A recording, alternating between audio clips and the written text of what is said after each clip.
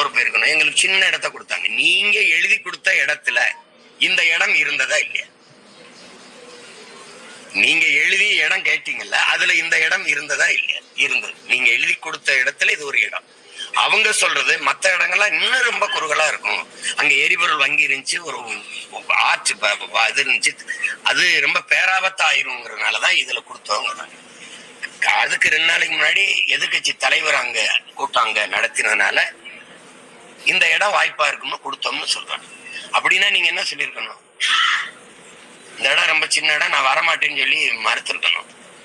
வந்த உடனே தம்பி பேசுறாரு, காவல்துறை அதிகாரிகளுக்கு நன்றி, அவங்க என்னை பத்திரமா இங்க கொண்டாந்து சேர்த்தாங்க அப்படின்னு. அப்புறம் அந்த காவல்துறை மேல சாவு விழுந்தவன்னு பழிய போடுறது எப்படி? ஏதாவது ஒரு நிலைப்பாட்டுல நிக்கணும். அப்ப இது என்னால நடந்தது அந்த சாவு, அதுக்கு பொறுப்பு நான் ஏற்று வருந்திரணும், அதோட முற்றாயிரும்.